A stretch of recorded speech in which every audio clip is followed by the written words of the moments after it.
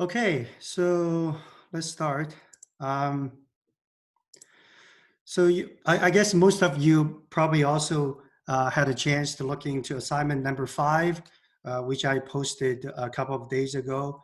And most of what we're talking today in the class will be related to assignment 5.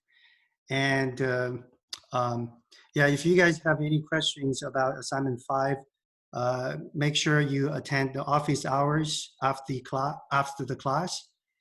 And also, just a quick reminder, uh, we have our next quiz on April the 23rd.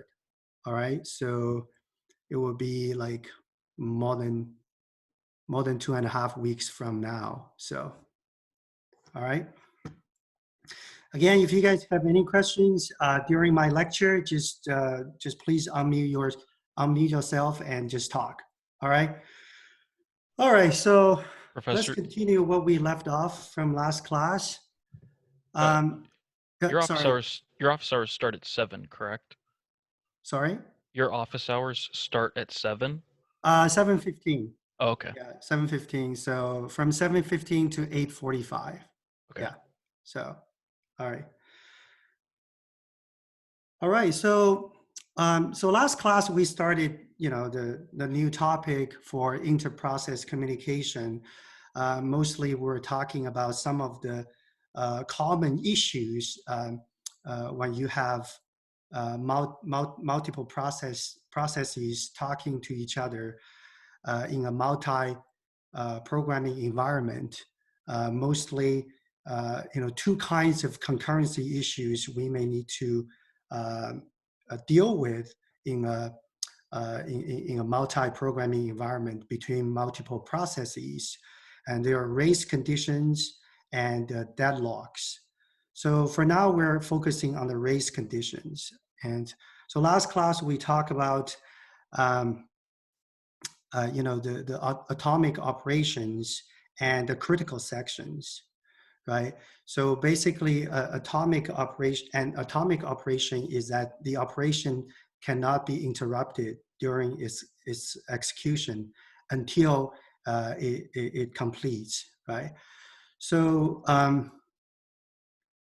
and we talk about the critical section. Basically, critical section is for protecting access to shared data or shared resources, right? So we talk about if we could make the operations around the shared data or shared resources atomic, then we wouldn't need a critical section, right? Like here we have this X++. So it involves 3 instructions, but there is a possibility during executing these 3 instructions, it could be interrupted, right? And the data integrity there could be affected. So if we cannot make the operation atomic, then we do need the critical sections to guard the access to the shared data, right, between multiple processes or threads wanting to access the shared data concurrently, right? So the way we set up the critical section uh, is that all processes or threads need to use critical sections whenever they need to access the shared data, right? So we talk about this area. Um, so every time a process tries to enter the critical section, it needs to request for access, right? So essentially acquiring a lock to enter the critical section, right? And owning that lock is mutually exclusive among the processes or threads having critical sections accessing the same shared data, right?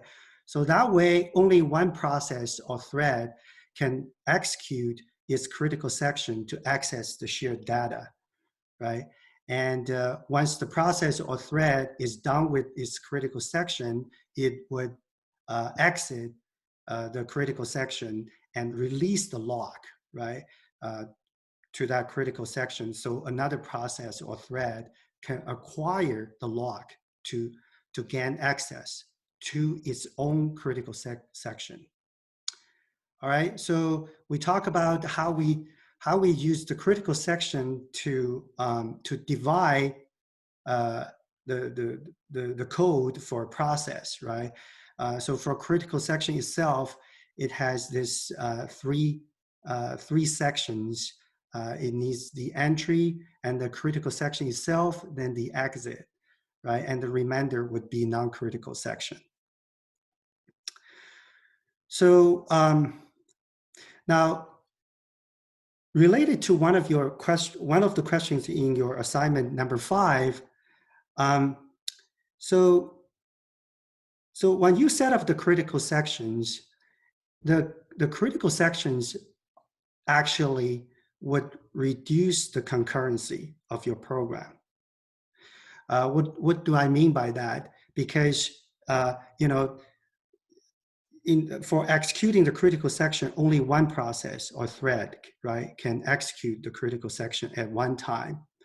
So in general, you know, your concurrency would be reduced, right, in the critical section, right, among all these processes wanting to access the code concurrently. So in general, you may want to minimize the size of your critical section, right, to reduce the possible bottleneck of execution around the critical sections, right? So the idea here is that you probably only want to use critical section when you need to access the shared data, right? So make sure that, you know, in the critical section, mostly the code there would be accessing the shared data, right? So if you put the non-shared data access in the critical section, that would defeat the purpose, right? Because it's you don't need to protect the non-shared data, right?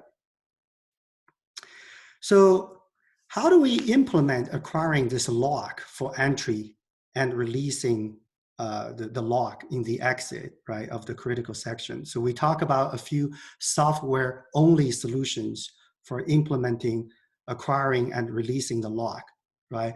Towards the end of our last class, so we talk about that Peterson's two-process solution, right? The reason why we wanted to go through the implementation details there was we want to see how, you know, how a possible solution on the software level can work, right? B, I really want to show you guys sort of the idea that implementing this entry, acquiring the lock through software-only approach is kind of complicated, right? Just imagine what we talk about, you know, just, you know, you know, last class, we look at this Peterson's two-process solution, right? And we went through the details there a little bit, but it's sort of like not straightforward, right? I mean, in a real world application, you probably don't want to use that kind of solution, right? It's like, it's not obvious, right? So today we're gonna talk about you know, how we could leverage some hardware support and some advanced programming constructs like semaphores or monitors to implement the critical section in a much simpler or cleaner way. All right. All right. So first, let's look at the hardware assistance to achieve sort of critical section or atomic operation. So last class, I remember, Amy, you asked about atomic operation, right? What, like, can we have an example of that? So, so most modern CPUs, they do provide some support for atomic instructions, okay? One of the most used atomic instruction is this test and set lock. All right. So we're not going to go into this as swap word. You guys can you know, can look into that if you're interested by yourself. So let's focus only on the test and set lock, all right? So what does a test and set lock does?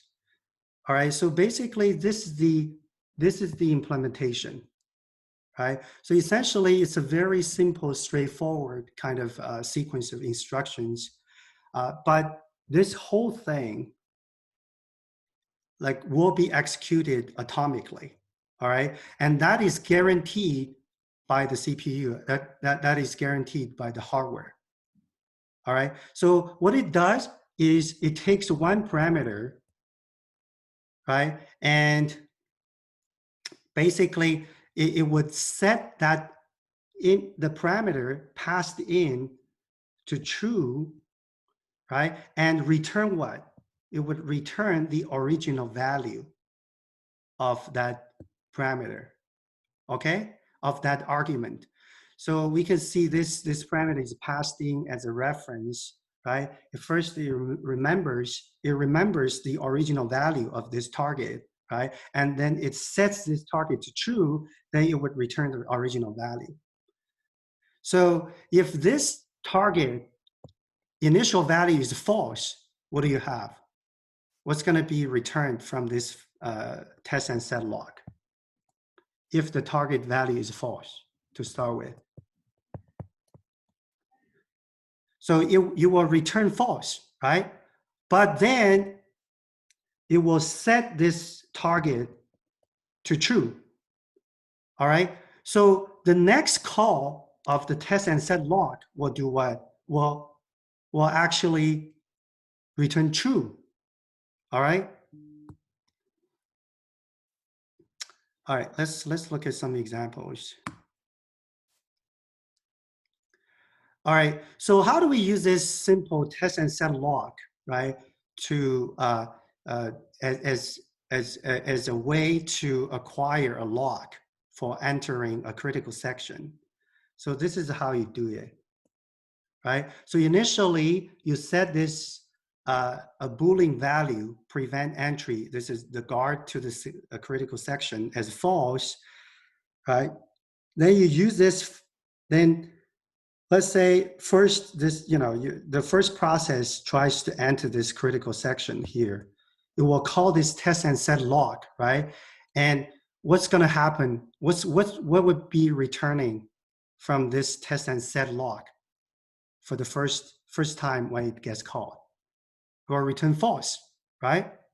So the first process will gain entry, right? Will not be blocked here, will gain entry to this critical section, which is here, right? And while it's inside this critical section, another process comes and it will also call this test and set lock. What's gonna happen? This test and set lock is gonna return true, right? Because this value is already set true when the first process called this test and set lock. All right? Is this simple and straightforward enough?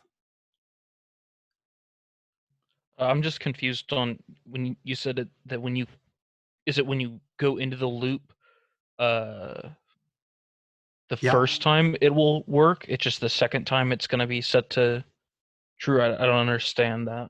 Oh, you don't. Okay. So this is how it works, right? The test and set lock, right? Yeah. So the first time you have what this target, this variable is false, right? So you call this function, right? Remember, it's gonna remember what you passed into this function. So the first time when you call this function, it will return, it remembers this passed in parameter as false, right? Right? Then it will set it to true, right? It will set this target, this is the shared Boolean variable, all right? And look at what it returns. It returns the original parameter, original value for this variable you passed in, right? So the first time when you call this function, it will return false, right? That's where I'm confused with. Well, Because I don't see where it remembers that it's false when it's returning. Uh, oh, I see. Okay, because you're not equating the result. pointer? Yeah, yeah, Okay, yeah. yeah. I see Yeah, now. we're I see. not. So basically, this is a result, just a temp variable, right? A variable on Yeah, the stack, right? yeah, So it remembers the first time uh, a false value, right? yeah. It And remembers then everything before the equals true part. So that's correct. you're returning false. It's setting it back to true. So when Yes. it's called again, it will. Okay, I understand now. Yeah. So the next, but this, yes. So the target will be set to true. It's always gonna, this function is always gonna set the target to true, but it will return the value of the parameter passed in, right? Yeah. So this is just a very simple operation. But the key is this whole thing is guaranteed. You guys have to remember this. Test and set log, these four instructions here, they're guaranteed to be executed atomically. Okay, so these four pieces of in a code, they cannot be interrupted. They have to be executed concurrent atomically.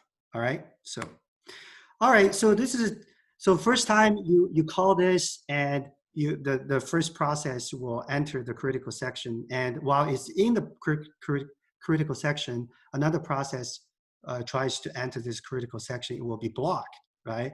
Because it will, the test and set lock will return true. And when the process holding this lock exiting this critical section, it will set this shared Boolean variable back to false, right? So, and so that other processes can enter the critical section, right? All right, so this is straightforward enough. So let's look at this. Look at this implementation for the critical section. Now, does this implementation fulfill all the properties we talked about last time about a critical section? We talk about a critical section, has three properties, right? The first is it provides mutual exclusive access to the shared data, right? That's the first one. And the second one is what? It needs to guarantee the progress, right? Uh, that means if you don't have any process having access to the critical section, and at that point, if a process requests the access to the critical section, you will gain access to the critical section, right? So that's also good, but will this implementation guarantee the bounded waiting property we talked about last time? Bounded waiting is that, while a process entering this critical section, all other processes wanting to enter this critical section will be blocked, right? And the waiting time for all those processes that requested the access to the critical section would be bounded, okay? The waiting time, okay? Can we guarantee the waiting time for all other processes wanting to enter this critical section? Can we guarantee the waiting time bounded?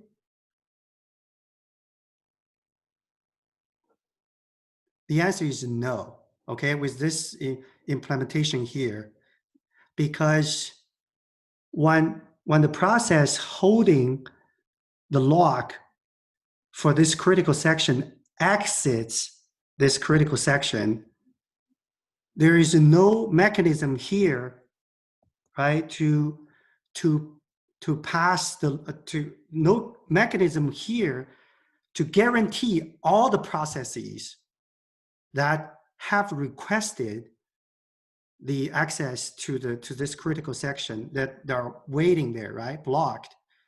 There is no mechanism here to guarantee all of them eventually will get a chance to enter this critical section, right? So there's no guarantee here. So there is a implementation which I'm showing you guys here that can guarantee this bounded weighting property, but we are not going to be talking about that. All right, so you guys can look over this yourself if you're interested. And of course, by saying that, this wouldn't show up in your assignment or test in any sort of any kind of fashion. Okay. All right. So what we have been talking about, the software solution we talked about last time, and the solution I just showed you, the test and set lock, they all involve some sort of busy waiting. Okay. Again, right? So here, right? So you have the while loop here, right? So so we need to find a way, to at least alleviate the busy waiting, or the best that we could, while the thread or process is waiting for its access to enter the critical section, they can be put into sleep, right? I believe Frankie, you asked about that. You mentioned that last class. So let's look at a quick example here, like using the test and set lock, using a version of a test and set lock solution to accomplish minimal waiting and sleeping. All right, so again, this is the like the entry. It tries to acquire the lock, right? So what we're doing here, we set up a variable guard here, right? So to guard this call to the acquire method, right? Anyone can see this particular solution that would minimize the waiting, and anyone can see why this particular solution that can minimize the waiting.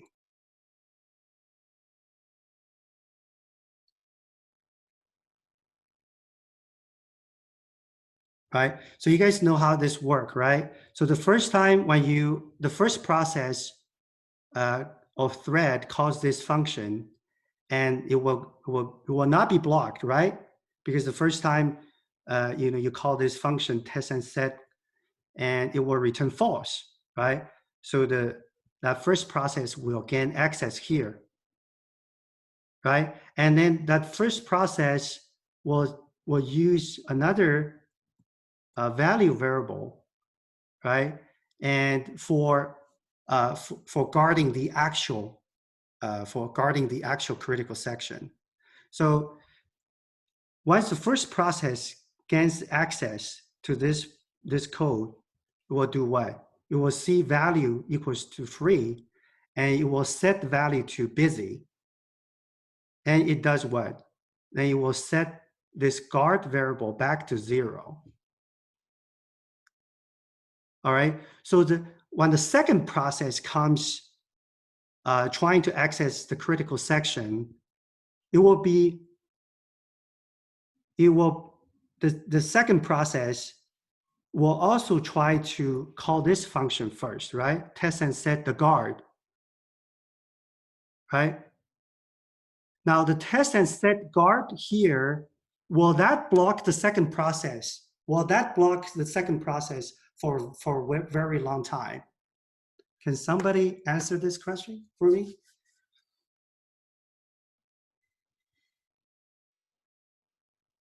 Anybody following? So you have the first process coming in, right? The first process would do what? Would set this value to busy, right? And it enters the critical section, right? While the first process is in the critical section, a second process comes in. Will the second process be blocked by this test and set guard for a long time? Yeah? Anybody?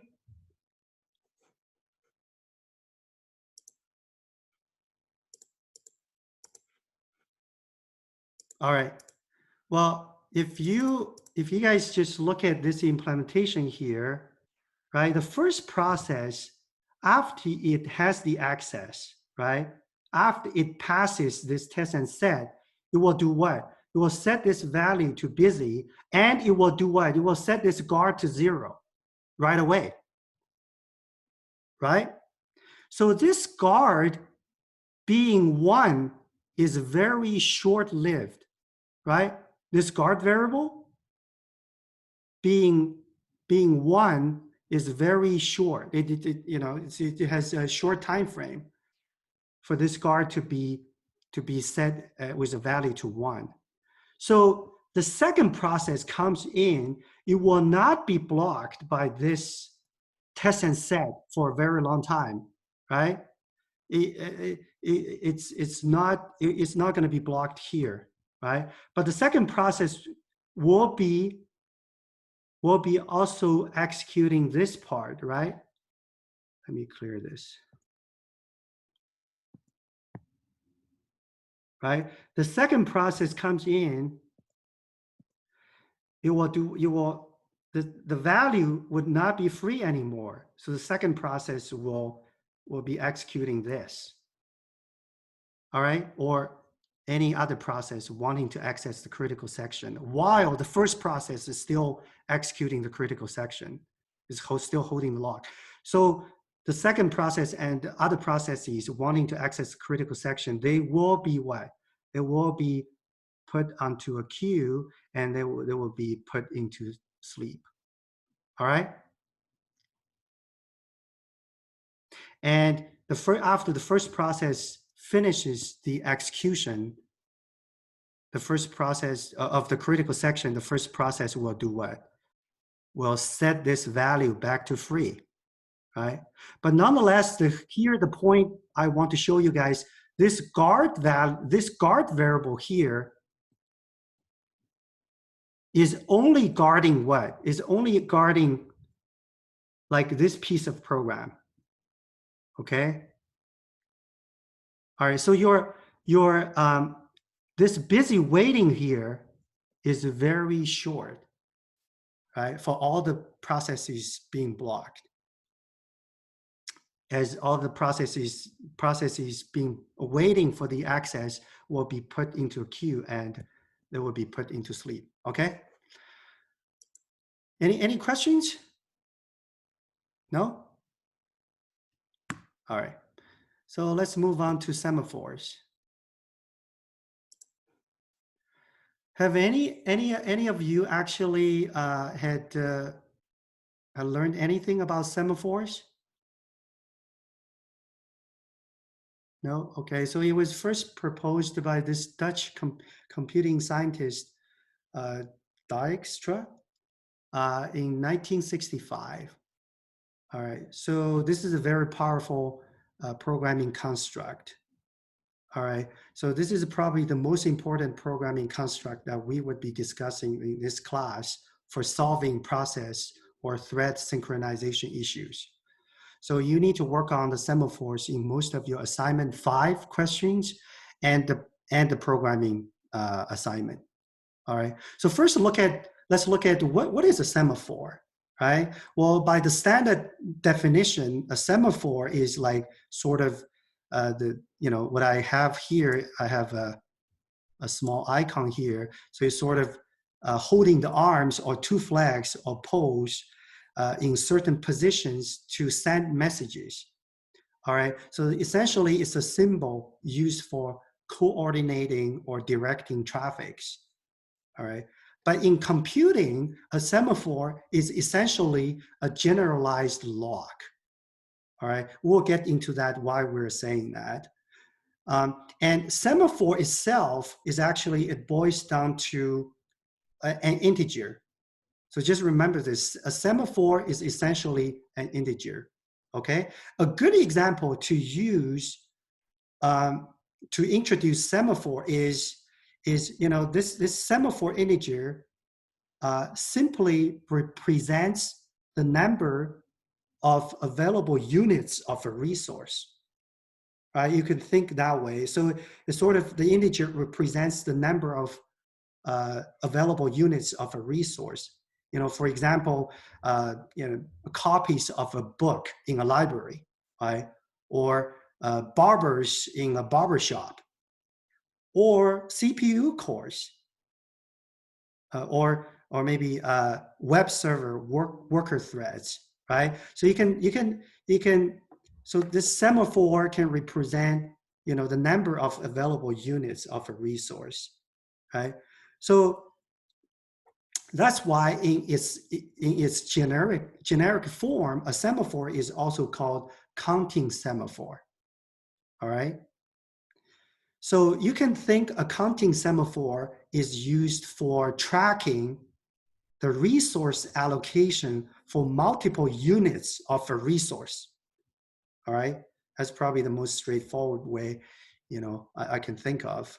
So for a formal definition, a semaphore is a shared variable or abstract data type used to control access to a common resource by accessed by multiple processes in a concurrent system. All right. So now we know that what kind of data a semaphore is. Essentially, it's an integer, right?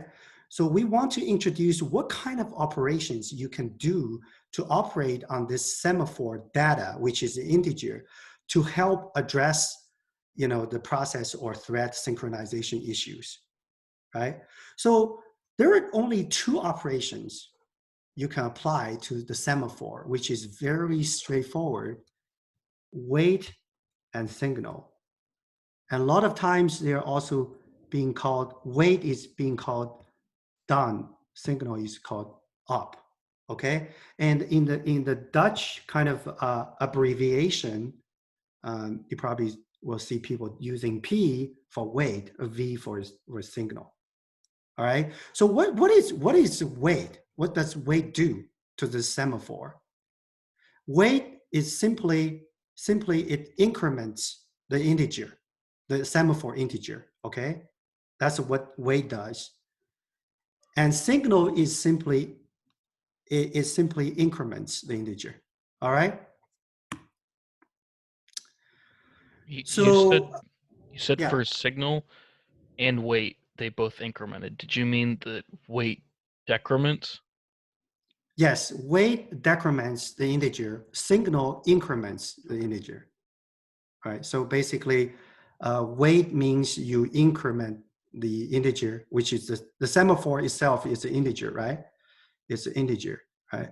Integer variable. So wait will increase. We'll show you I will show you the actual implementation of the wait and signal. But for now, wait is decrements the integer. Signal increments the integer. All right.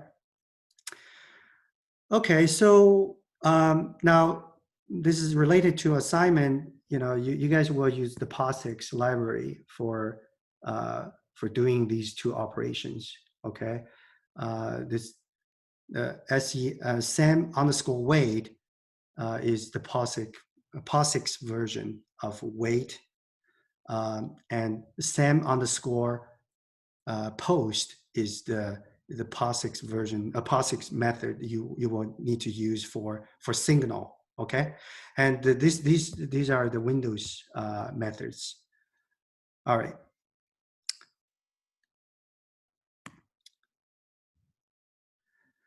All right. So so the semaphore, like it needs to be initialized, right? It's just an integer, right? So normally we initialize the semaphore.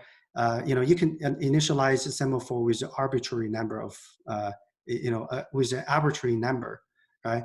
But basically, like I said, semaphore, the number, the integer, it's just simply is sort of the number of units available for a particular resource, right? So the semaphore can be categorized as in the simplest form, it can be categorized as a binary semaphore, which you initialize the value to 1. That means you only have one resource, right? You can use this binary semaphore sort of as a lock, right? It's sort of you only have one permit, right? If that one permit is given out, then you don't have anything more. So others, they want to acquire the resource. It will be blocked, right? Because you only have one kind of resource. So it guarantees it can be used for mutually exclusive access to a resource, right? If you initialize the value to 1. All right. So of course, we will get into the generalized form. So I just want to give you guys some examples first. So back to the two operations. All right. So when you call wait or down, it decrements that semaphore value. If this counter value or semaphore is less than 0, then your process will be blocked. Okay, your process or thread, and then you could if you increment this value, and if this value becomes greater than 0 or equal to 0 or greater than 0, and the process is blocked by the semaphore, it will the up operation is normally when you have when you call the up or signal, it will unblock one of the processes waiting on the semaphore.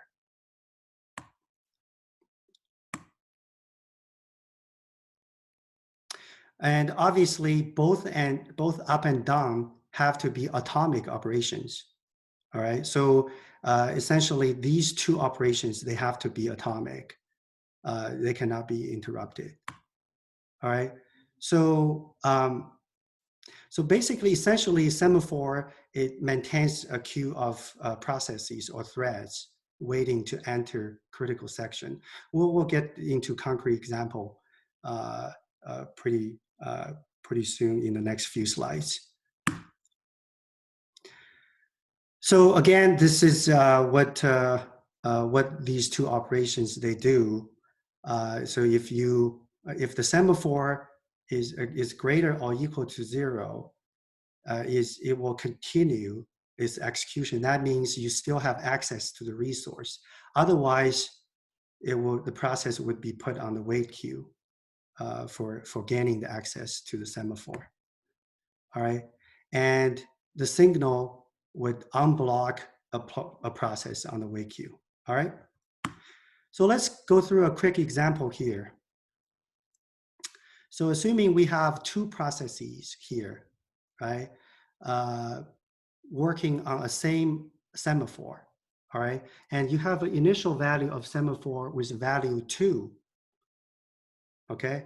So, and let's walk through this example here. So when P1 call wait on this semaphore, right? So the semaphore value will be decremented by 1, right?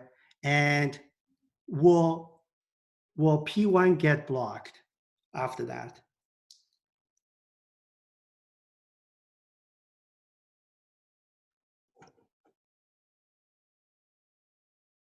Yeah, anybody following?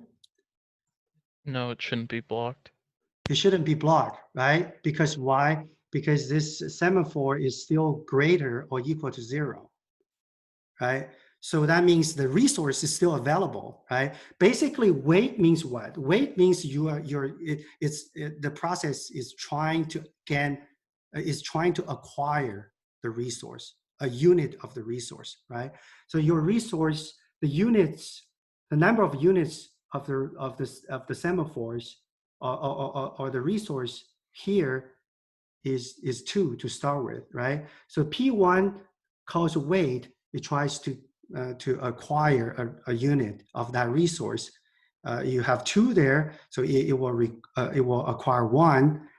Then it will continue execution, right? It will not be blocked, and P2 will also be continuing execution. So And the queue is what we just talked about. If you are blocked, you will be put onto a queue.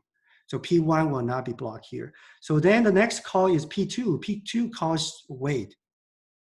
Okay, P2 calls wait, and will P2 be blocked here? So P2 acquires another unit of the resource, right? So you had one here, so P2 can definitely acquire one of that, and then P2, so P2 is not blocked either, right? Here, right? And then the next call is P1. So P1 call wait again. So P1 will be blocked, right? Because this semaphore becomes negative. All right. When we talk about it, when it becomes negative, and the process will be blocked. Okay, and it will be put onto the queue, meaning the process one here will be waiting for access, for gaining the access, right? Or acquiring a unit of the resource, right? The next call is P2. P2 does a signal, right? So P2 does a signal that will increment this value to 0.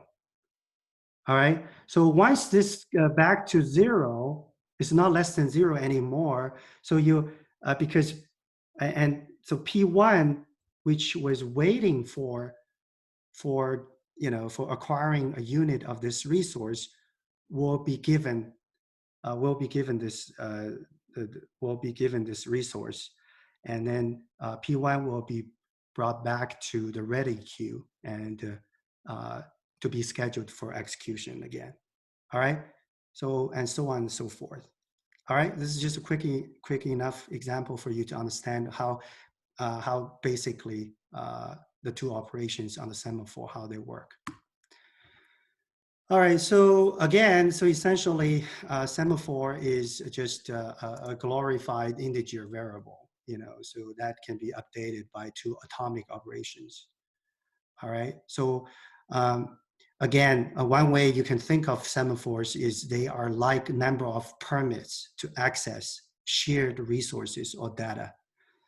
You can categorize semaphores into two types, sort of basically binary and counting semaphores. Binary simply means the semaphore starts with 1, right? So basically you only have one unit of resource available, right? So when you have one process has that unit of resource, all other processes, they won't be able to acquire another unit.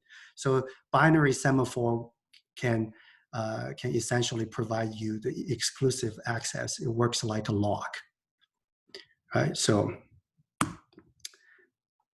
and of course, you have a general form of the semaphore, which is a counting semaphore, as I just showed you in that example. All right, so let's look at some quick use cases of the semaphores. As I already talked about, the mutex, right, mutually exclusive access, as a lock to guard the critical section. And I also talk about the counting semaphore used for tracking availability of multiple units of a resource. Right?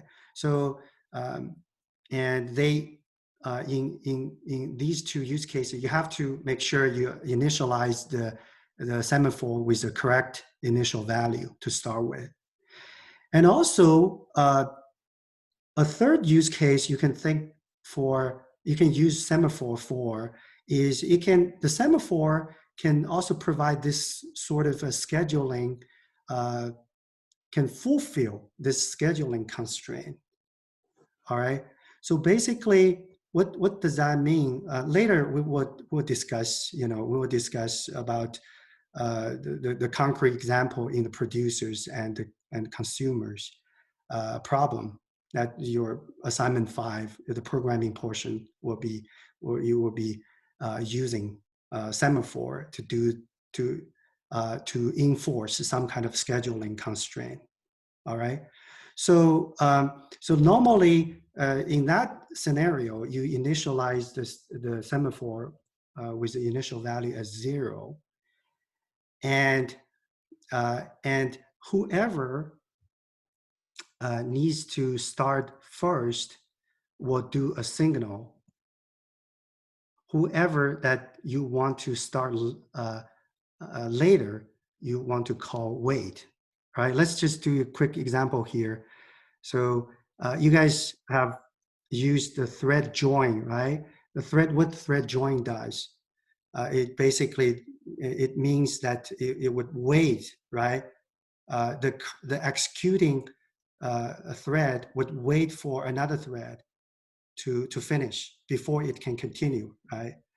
So what you could do here is that you could have a semaphore initialized as 0, right?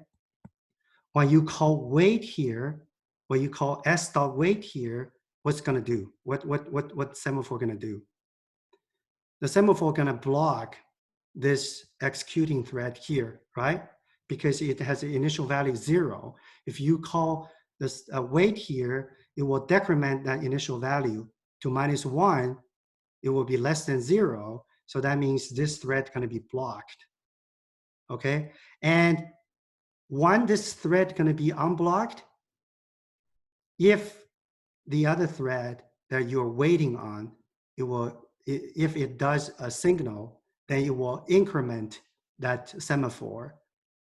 Then that semaphore will not be less than 0 anymore, right?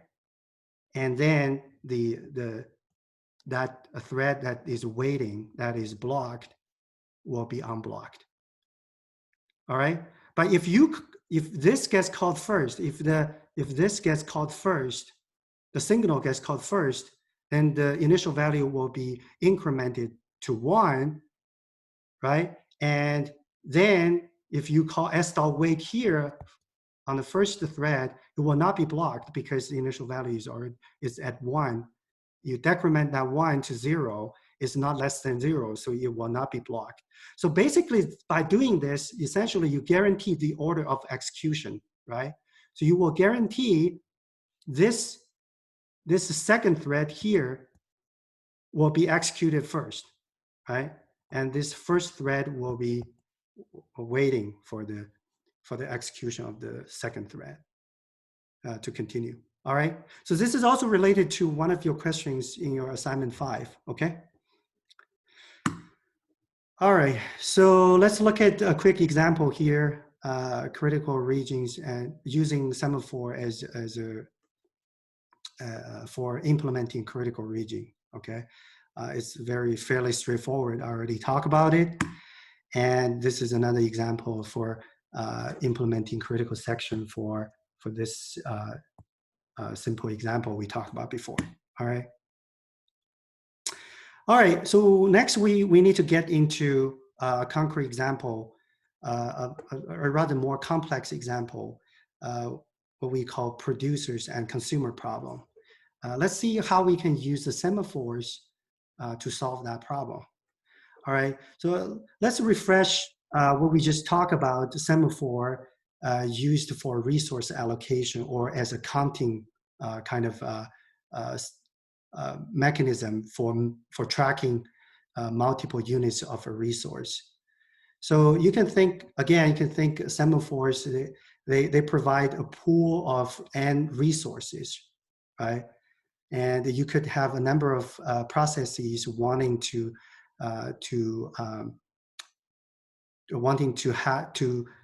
acquire a unit of the resource, right? So at the most, you can have n processes, right? If you only have n resources, you can have at the most you can have n processes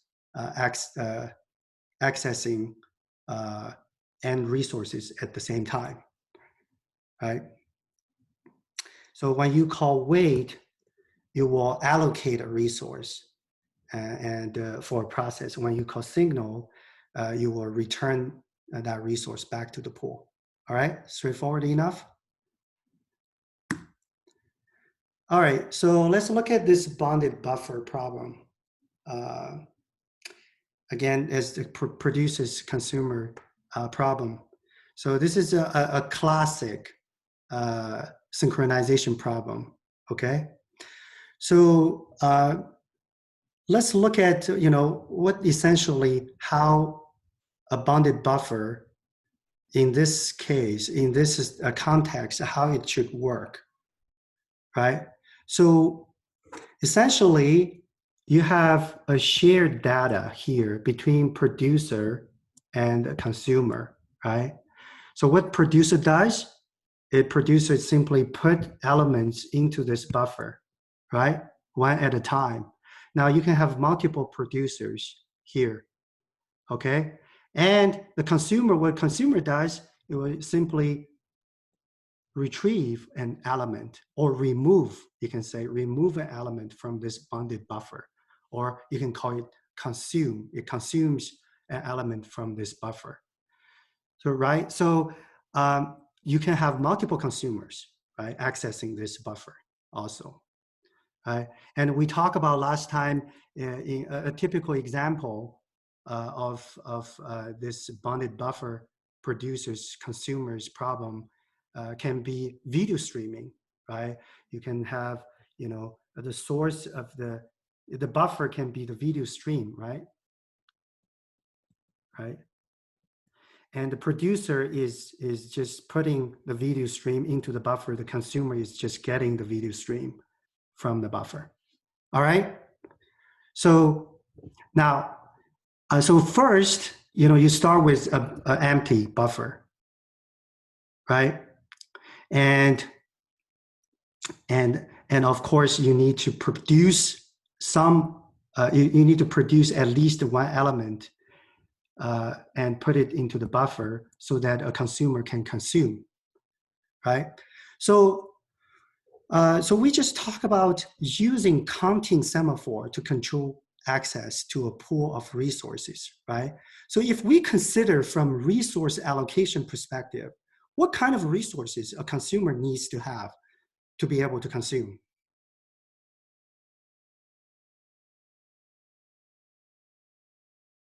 A consumer. What resource is it to the consumer? It would be elements in the buffer, right? Right. So then what kind of resources a producer needs to have to be able to produce? Right. We just talked about consumer needs some elements in the buffer to consume, right? So you can call the available, you can call the elements, each element here in the buffer as a resource to the consumer. But to producer, you can also think that each empty slot, right, in the buffer is kind of a resource to the producer, right? So sort of producer uses the resources of available slots, right? Available slots means what? Empty slots, right? So when you start with empty buffer here, right? That means producer, in this particular example, the producer has what? Has 4 resources to use, right? If you treat each empty slot as a resource to the producer, right? And what the consumers start with? They start with an empty buffer. They don't have any resource available at that point, right, to consume, right? People getting the idea using the resource allocation perspective to look into this problem, right? So you need to use this kind of thinking, so that you can set up your semaphores, right? So for the producer, what is the resource? What's the resource to the producer? The empty slots, right? Or available slots. They start with how many numbers here in this particular example? 4, right? So that means if you want to use a semaphore to count the resource allocation for the producer, you will create a semaphore and assign initialize that semaphore with a value of 4 to start with. Okay? And of course, the consumer, you will use another semaphore and to count the resources the consumer needs, right? And in this case is the occupied slot, right? And it will start with the value as 0. People getting the idea?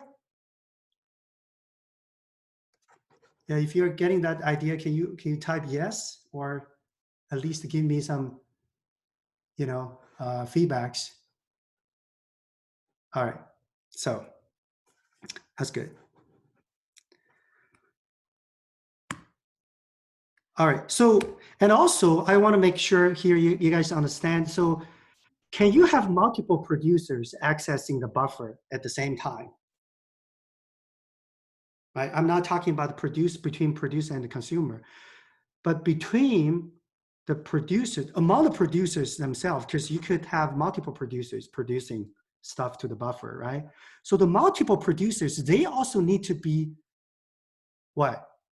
They need to, when they try to access this buffer, you need to have a mutually exclusive access, right? Set up for the, to provide that mutual exclusive access among the producers, right? And the same thing for the, the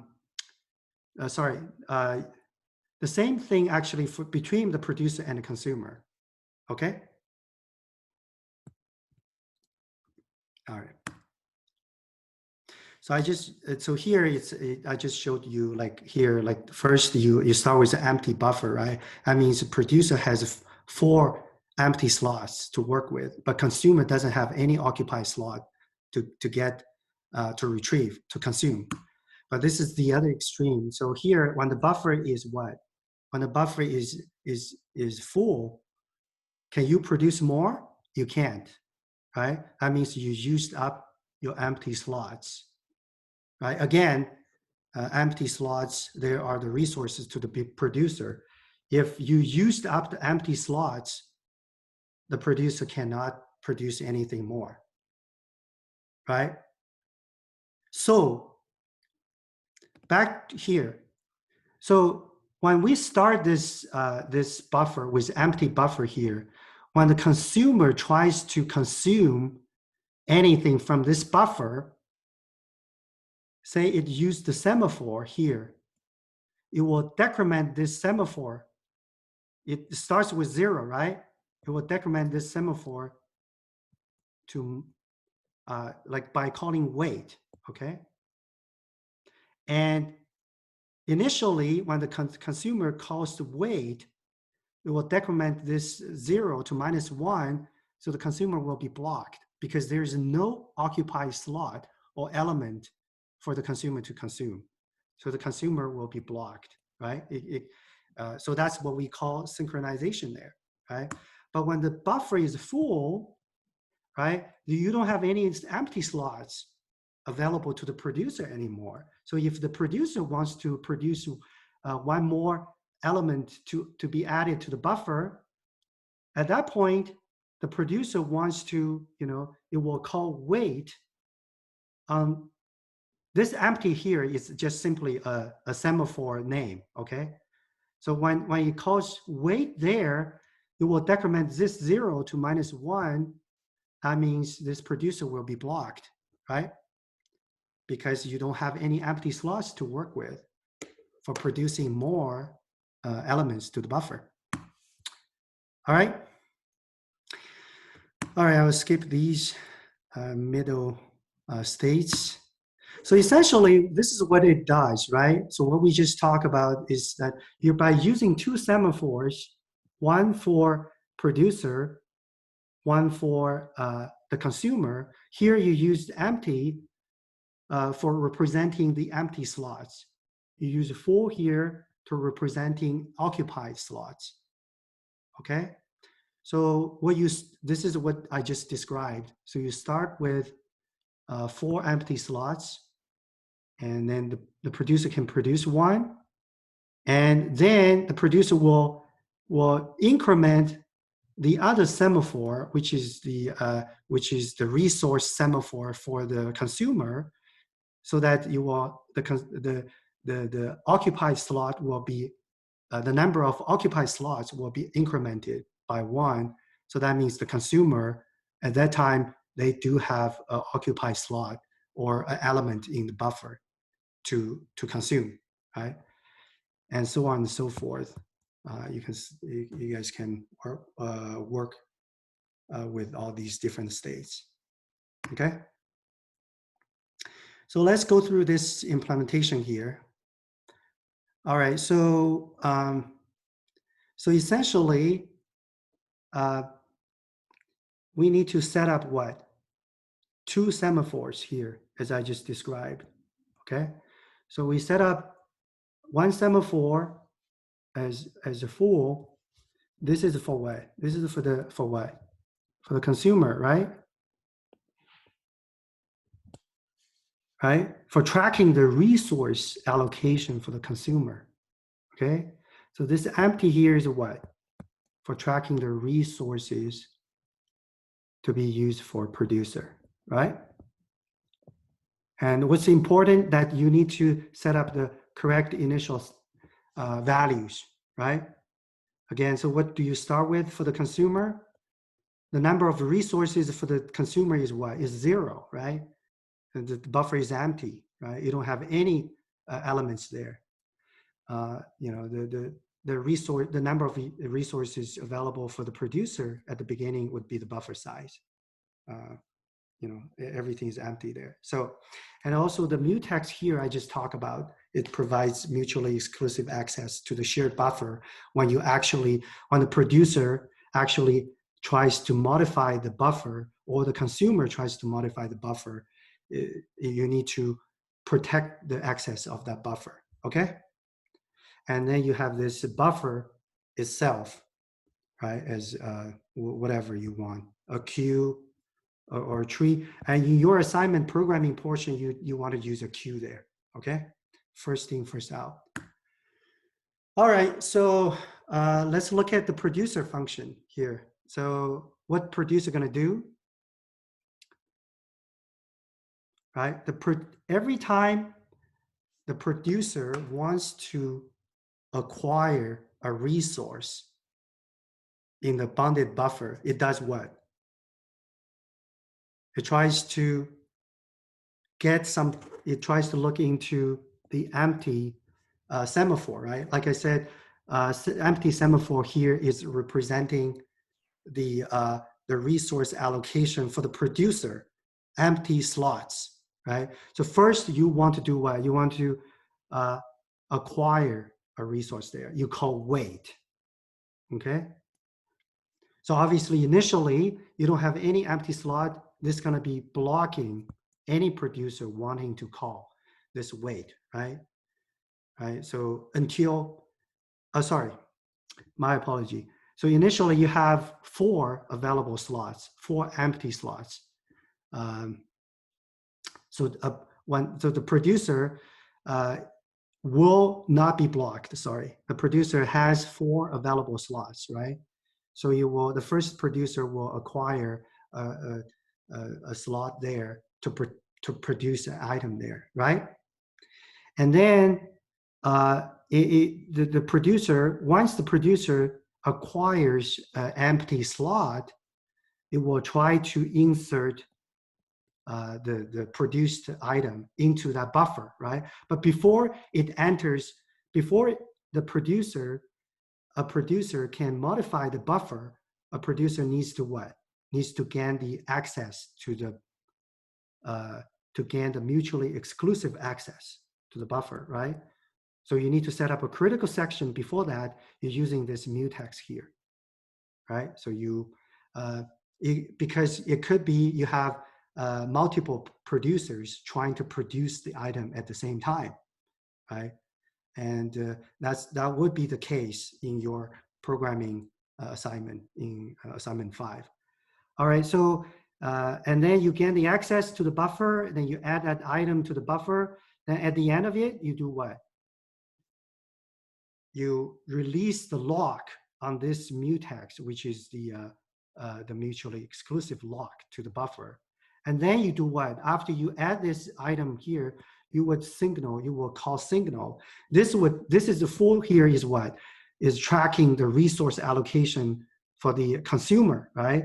So you would call the signal to increment this full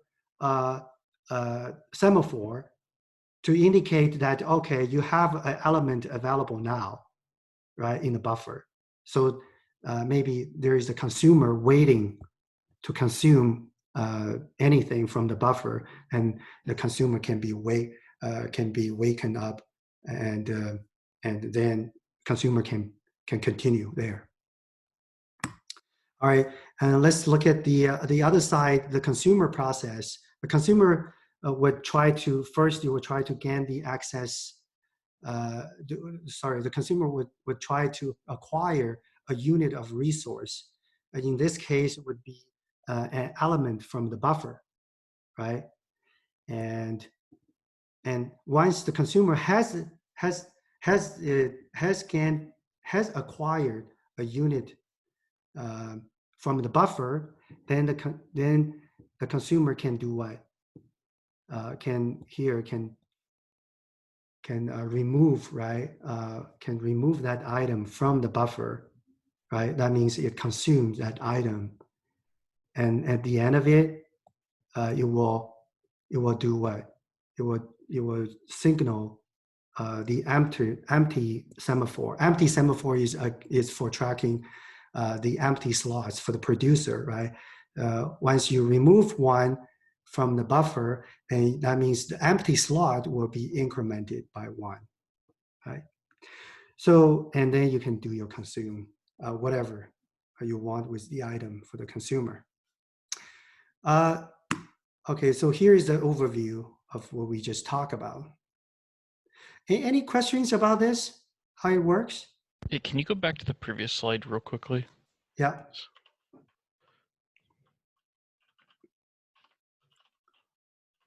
Thank you. Yeah. Okay. All right. Again, you have this. You have these slides on the blackboard. You can look into the details there. But I just want to make sure you guys all understand. If you guys understand what I just said about how the producer and consumer use the two semaphores to coordinate with each other. If you can type yes and give me some acknowledgement that you understand what I just talked about. This is essentially what you need to do in your assignment. Very cool. Thank you, guys. All right, so here, well, we don't have much time left, but I want to talk about something. So here, I want to show you guys something that you need to be aware of. Now, so here in the producer, let's use producer as an example here. So you call empty.wait first, right? Then you call the mutex.wait, right, to gain access to the buffer. What if I swap these two pieces of instructions, calls, sorry. So if I do this, do you guys see any problem with this? So if I call mutex.wait first, and then I call empty.wait, do you guys see any problem with that? Why here, like you can ask the question, right? Why do I have to call empty.wait first? Why I can't just call mutex to protect the whole section, right? So what about I put mutex wait at the beginning here, right? And then I called mutex signal at the end. You guys see any problem of that? Let's say get rid of this. Wouldn't you be in an infinite like loop there because you're waiting for empty to be given values, but the mutex is engaged on it already, so your producer can't actually put anything in empty. You are on the right track. You're on the right track. So think about this. So you have the mutex also used here, right? So let's walk through this. So if you have mutex be put in front of the empty dot wait, right? So let's start with the producer here. So the producer will be, say you call producer first, then you call this mutex, right? So mutex will give you the log to the whole section, right? To this whole section here, right? And then you would call producer after it gains access to the critical section, you will call empty.wait, right? And initially it will be blocked because, no, sorry, again, sorry. I mixed this up. So initially empty is you have open slots there. You can produce right there, right? But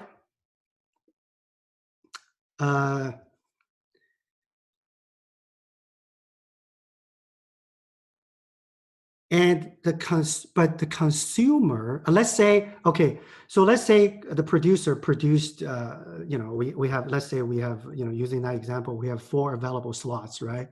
And it's full. After you produce 4 items there, right? Let's say the buffer becomes full, right? Right? But because you hold this mutex, to this buffer, right? Can any consumer consume any item from this buffer? People getting what I'm trying to say? So if you have this here, so if you have the producer produced the 4 elements, okay, it's full, right? And it's so, but the next producer, and so once this buffer becomes full, say the next producer gonna come, it will try to produce 1 more to this buffer, the producer will be blocked, right? But since the producer is blocked, but the producer also holds what? Holds the mutex. The producer also holds the mutex, right? To the access to the buffer. Okay? So that means that when the consumer will not be able to gain access, consumer here, for the consumer to gain access to the buffer, it also needs to acquire this mutex first, right? So if a producer is blocked and it has the mutex lock, that means none of the consumers can gain access to this buffer to consume, right? So all the consumers will also be blocked because of this mutex is being held by the producer. Okay, now you guys can look into this more after the class, but essentially you can create a deadlock situation, right? So think about once you have this buffer full and your producer tries to produce 1 more item, the producer will be blocked, but the producer also holds the mutex. So essentially you don't want anything that is being blocked that is also holding the mutex, okay? Because if you're holding the mutex and you are blocked, the mutex will block the other, the mutex here, you will block the consumer to consume anything from the buffer, right? So the consumer cannot gain access to the buffer, the consumer is also blocked there. So you have this kind of a circular weight. It will create a circular, you will create a deadlock situation. Why I'm talking about this, because next class, we're gonna talk about another programming construct that will will help solve this, will make this, will make the syntax more readable, put that way, than this kind of a solution. So here you have to make sure you call the empty here first, okay? And in this implementation with the semaphores, this order is very critical, okay? You want to access, you want to call the semaphore wait first. Then you want to you want to acquire the lock to gain access to the critical section for the buffer, okay? All right. All right, I guess we're done for today. Any questions about producers and consumers? That's essentially, so basically I covered what you guys need for assignment 5 for all the synchronization related problems. They're all related to semaphore, all right?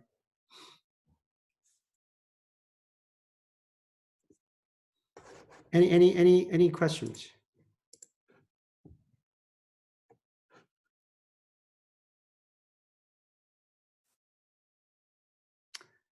Okay, we'll just ask, why does Lucy have to be made before, oh, Ethel?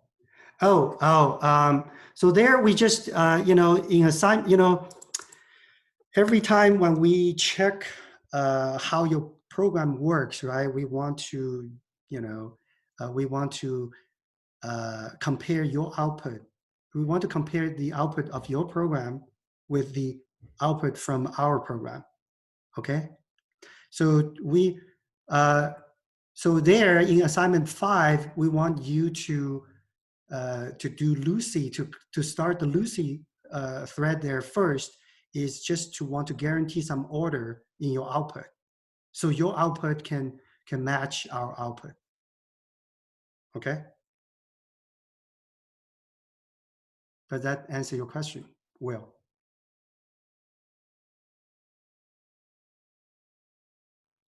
All right, cool. All right, any other question? Well, I mean, I will be having my office hours from 7:15. We can talk more there. All right, so, and I assume all you guys have looked into, again, the quiz 1 grading. Yes, I will be uploading the video tonight, hopefully. All right. All right.